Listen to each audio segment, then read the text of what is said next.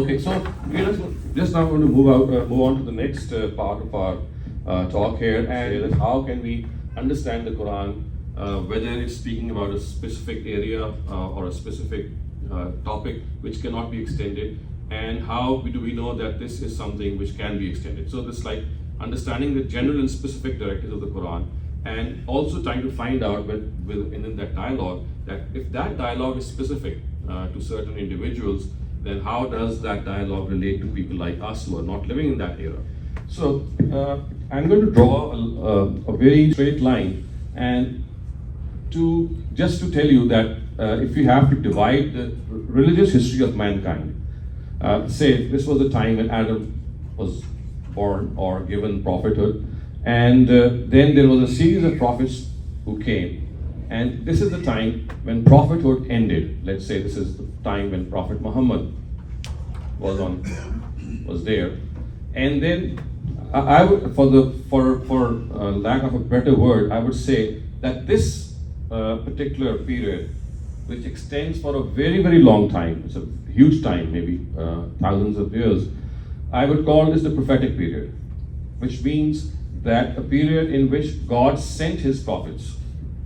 And after that, let's say this is the day of judgment, the D-Day. And this is the time then all of us would be called to account and will be gathered on the day of judgment. And so life is going to end here, for example. This is the end of this world. So these are the two portions in which we are living. And this is an era which I will call, as a result, the post-prophetic era.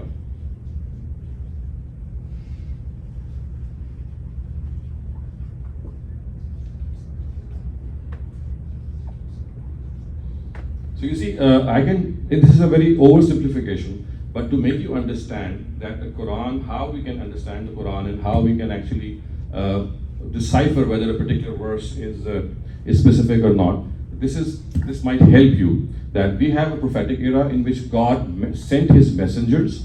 We've had so many messengers after Adam. We had Noah, we had Abraham, we had Saleh, we had Hud, we had Jesus, Moses, the Israelite prophets, until the time of Prophet Muhammad. So this is an era which extends to a very, very long period of time in which the Almighty kept on sending his messengers of God to guide mankind. And then there came a time in which the Almighty thought that, well, I'm not going to close this chapter of Revelation, and now people are going to benefit from this last document, which is called the Quran.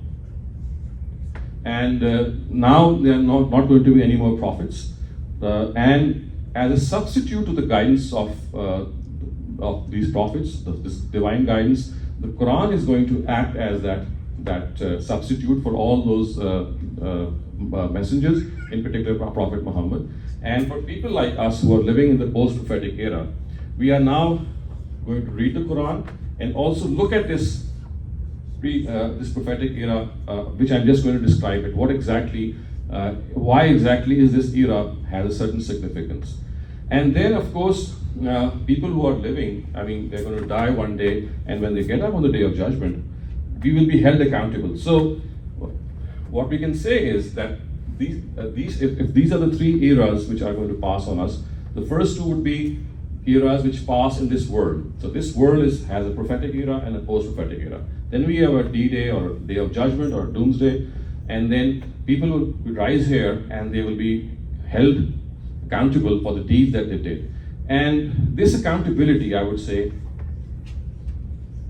is the biggest thing, or I would say the biggest feature which the Almighty for which the Almighty has created us. So the Almighty tells us that, well, mankind has been created for the fact that they are sent in this world.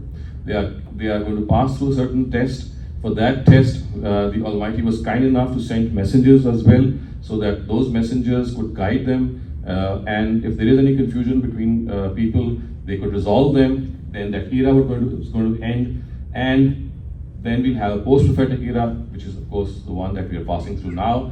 And then a certain point in time will come, and everything will be dismantled, and we'll have a day of accountability. So now the topic of the Quran is basically, if you sum up, is to remind us of that day of accountability which is going to take place. And because of the fact that we tend to forget our accountability, what happened is that God created lesser days of judgment in the time of every messenger of God. So these are all messengers, or what I'm calling as M2, M3, different messengers.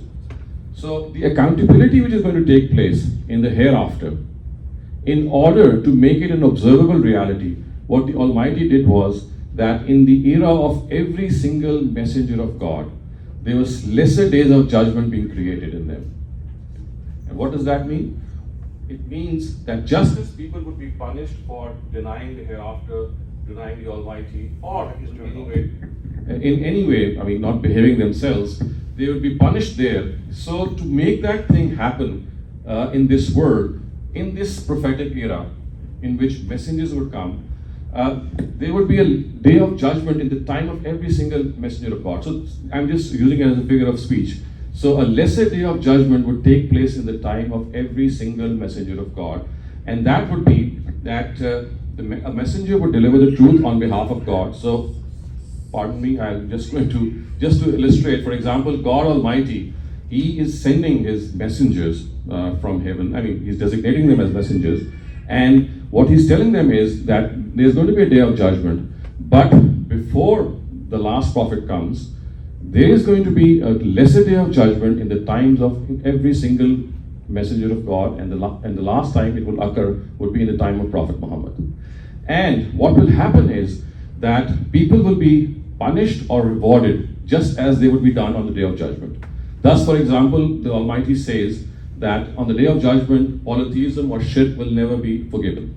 So in a very similar way, in the times of messenger of God, polytheism or people who are idolaters would not be forgiven if they don't stop being idolaters. And for this, of course, the Almighty would send down His messengers, clarify His message to them, and make them have a dialogue with the people of their era, of their own times. And then tell them after a certain time that, well, your time is up. The truth has been delivered to you in such a manner that now you cannot say that there is any confusion about it. Now you know that yes, there is going to be a day of judgment. Yes, He is a true prophet. And if you now deliberately deny a prophet of God, you are going to be punished here. And people who are rewarded are the ones who are become part of the messenger's team. So what happened was, in these eras, you can for example, look at the Ad, the Samud, all those ancient nations. When they persisted on their polytheism, in spite of a messenger of God delivering his truth to them, the Almighty punished them through natural disasters. So you'll find, for example, the Ad, the Samud, all these ancient nations being punished through those natural disasters for denying the truth.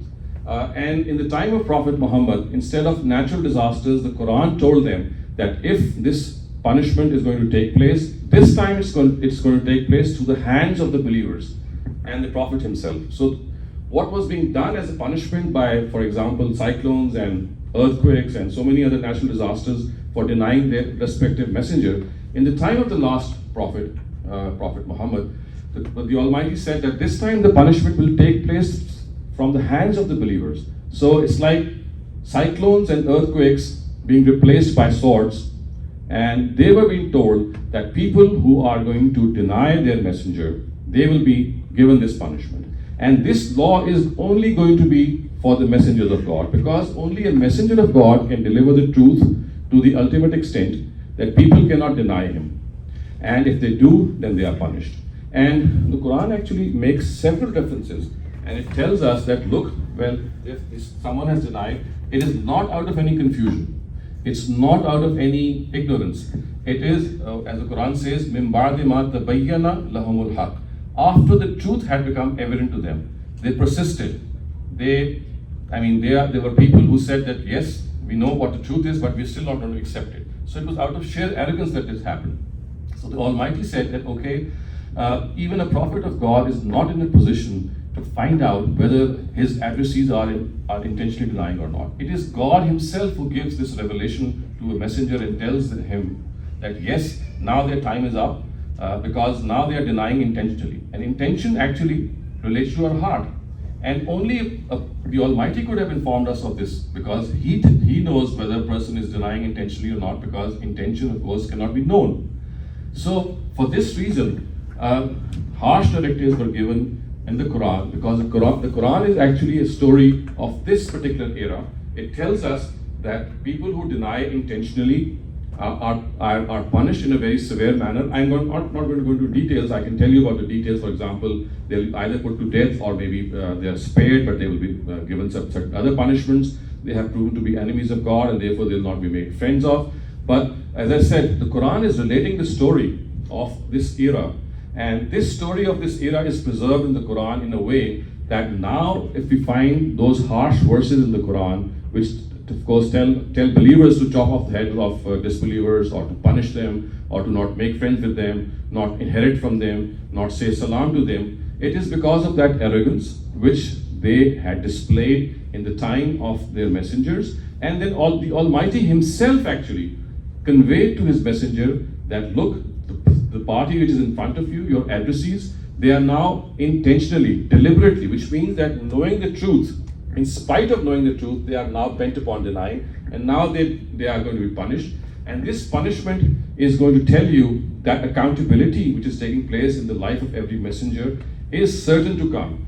So therefore, people like us who are living in this post-prophetic era, reading the Quran, they should know that this accountability is not something, which the Almighty has just said. It is something which took place, which the Almighty actually made it happen. So just as there's going to be a greater day of judgment, He made those lesser days of judgment happen in the times of every messenger of God, so that people living in the post-prophetic era, people like us, when they read the Quran, they'll find out that, look, these nations were destroyed in this world because of their arrogance, and because a messenger of God was sent by God Himself to deliver the truth, and it was God who actually informed the messenger when their time was up. And now, as I said, in their previous times, cyclones and earthquakes and tempestuous winds and so many other things, natural disasters, they caused their downfall or death.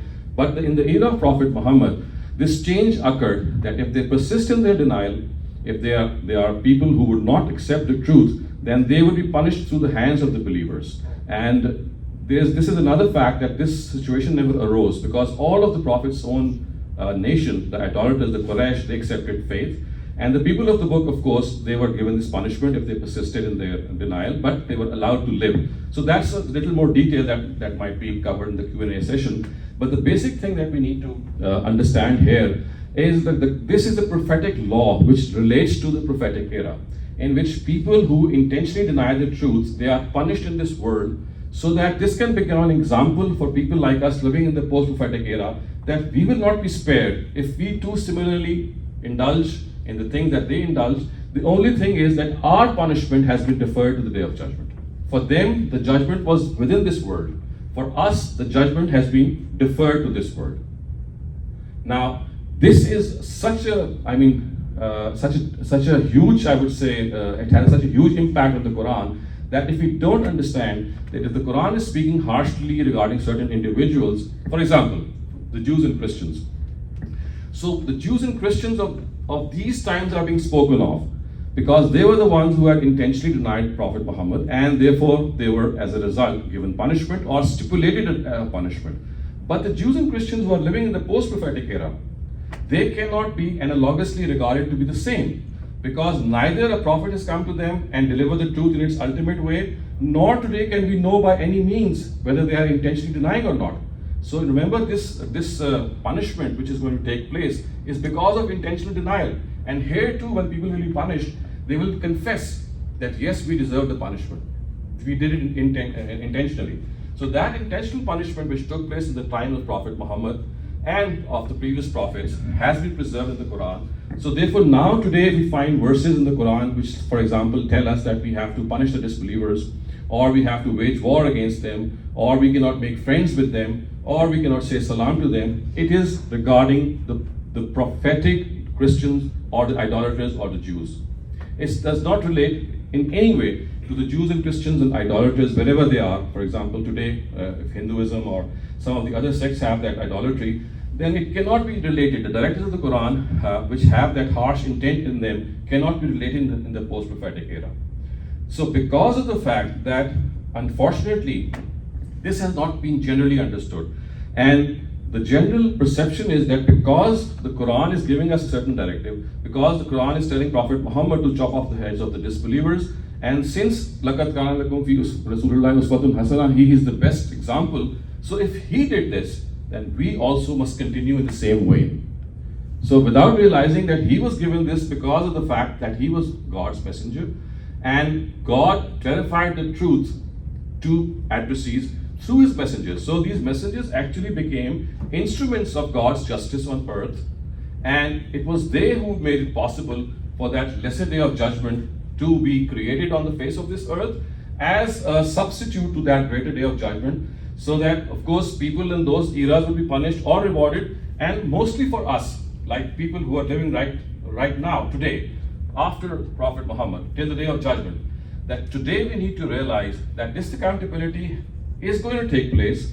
It took place for these nations in this world. It will take place for us as well, but not in this world, in the next. It has been deferred. And this deferred accountability would now tell us that if the Quran is speaking about these accountabilities, then we have to realize that all these harsh directives are directed towards the addressees, or the foremost addressees of God's messenger. And because of the fact that God's messengers are his own, representatives, so therefore, in the absence of these messengers, the directive of punishing them, the directive of being harsh to them, cannot be carried forth in the next era. In short, what I can say is that this law is meant for the messengers of God. In other words, these lesser days of judgment had to occur in the time of each of these messengers. It cannot be made to occur in this era. For example, Mullah Omar or Osama bin Laden cannot say that I'm going to follow in suit and do the same as these people did, because they are simply not messengers. This is the task of a messenger of God who works under God's guidance and delivers the truth to the ultimate extent, and therefore, as a result, has this prerogative to reward or punish. So basically, it is God doing this in this era as well, and it is God doing this on the greater day of judgment as well. So this is a part of the Quran that I wanted to explain, and what I've just explained is again something which has been pointed out by Ustaz Hamiduddin Farahi, and it is by not understanding this particular area that the harsh directives of the Quran, which relate to jihad, which relate to apostasy, which relate to being stern with the disbelievers, not accepting their testimony, as there are certain narratives which say that. Similarly, there are narratives which say that we cannot inherit from them because they are non-Muslims. Similarly, it says that there are other areas in which you have to be very stern with them. They belong to this prophetic era. And by not understanding this distinction, now what is happening today is that we are trying to play the role of the messengers of God, which we are not authorized. Only a messenger of God could have done this. And because we are not making this distinction in the Quran, remember what I said in the beginning? The British Prime Minister, his name was William Gladstone, I think. William Gladstone was a 4-time Prime Minister of the United Kingdom. And he said that as long as there is this Quran in this world, there cannot be world peace. And he was actually referring to these verses, which, as I said that we have to fight disbelievers, wage jihad in them. And because our traditional scholarship also believes that what the prophets did is something that we need to do as well, because we have to follow the prophet, not realizing that we are not required to follow the prophet in this practice, because this is a practice which has been instituted by the Almighty specifically for his messengers.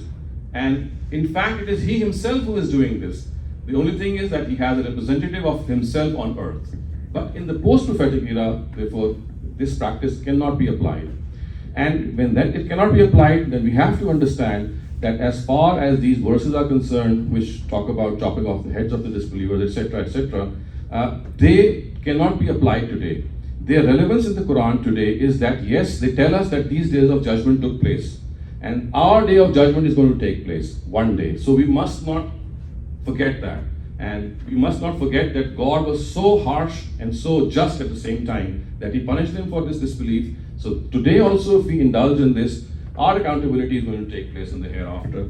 And so therefore, today our attitude with our non-Muslim brethren with our Jews and Christians of today has to be absolutely different from what happened in the times of Prophet Muhammad, because he was enforcing a law, a divine law. He was implementing that divine law, which was meant for God's messengers. Today, in the absence of a messenger, that divine law cannot be implemented. It does not hold for any one of us. So therefore, today, we have to treat them in a way that we treat our own selves, our own brethren.